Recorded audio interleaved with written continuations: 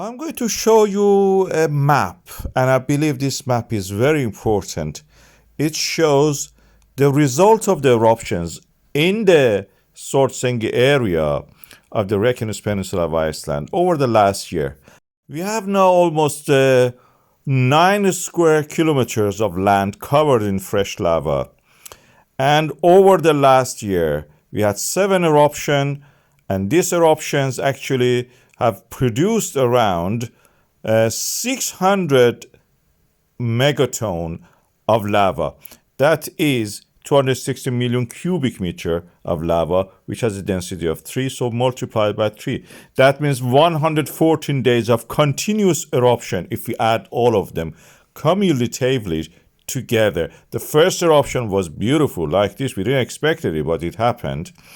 And then after that, we had other eruptions.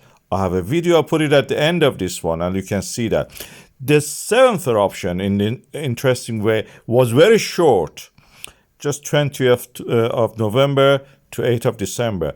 But the volume was the second largest. It had a large volume of the lava erupted in that short period of time and covered a vast area. Probably one of the most threatening ones after the January and February one. The land rise continues in this area, and if the slope of the land rise by the accumulation of the magma continues, and we can extrapolate from that the future trend of this magma accumulation, we may say that we expect eruption around the February, mid-February to 21st to 23rd, something like that, of February 2025 to happen. This is, of course, an estimate based on the current trend, but this is what we expect for the next 8th eruption. This is the 8th eruption, and the whole thing makes this series of eruptions over the last year very strange and out of the ordinary. Krefla fire didn't last that long with such a frequency of the eruptions every month.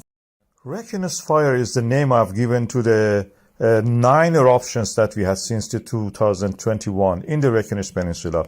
These are starting from the cells of the uplift and convection inside the earth core, which leads to the convection in the mantle probably, and then to the extension of the earth crust. In this area, we will have eruption.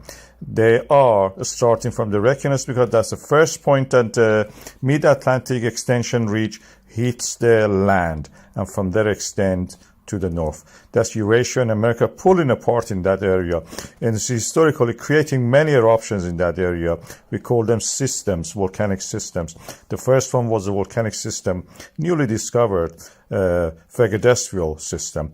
This was the first eruption that we had in this series, then followed by the Merodal eruption, just a few kilometers to the northeast of that, and then the Little Hortor, which was a bigger one and lasted longer, around 2 months, shattering of the cone of the volcano we first saw here. And the area was covered after that with this lava permanently.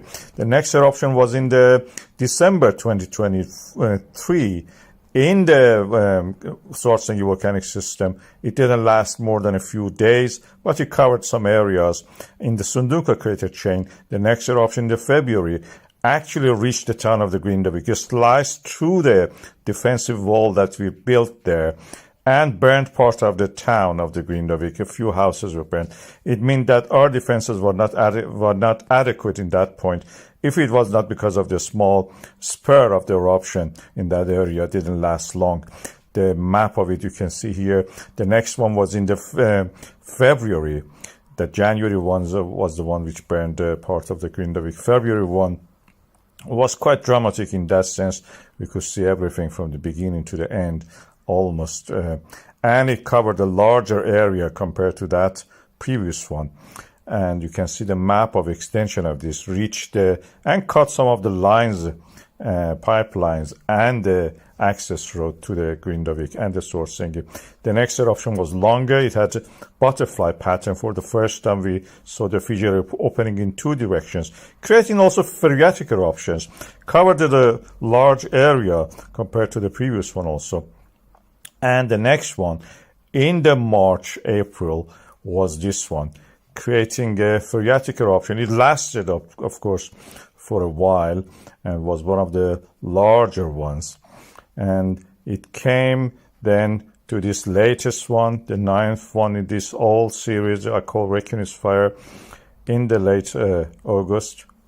It created very high and tall fountains, 176 to 75 meters of lava jumping into the air. And it was a very volatile ridge. It has spread a large area, but mostly confined to the north. So it didn't reach the south part of the Svartsengi volcanic system. Our simplistic models were revised during these 9 eruptions from this very simple one to this more complex structure, which shows the reservoir as a 2-stage, and the deeper one and the shallower one, which was a big advancement. Also, the delay between each eruption pointed to the fact that we have to remember magma is a non-Newtonian fluid. That was probably, in my view, one of the most biggest discoveries I made about these volcanoes. And volcanic earthquakes are needed, and tectonic earthquakes are needed to actually shake this ketchup-like magma to help it to flow and eventually erupt, create bubbles practically, like a fizzy drink. This is a summary of what I have called the Reconnaissance fires. Over the past few years, we had 9 of them, and we expect more.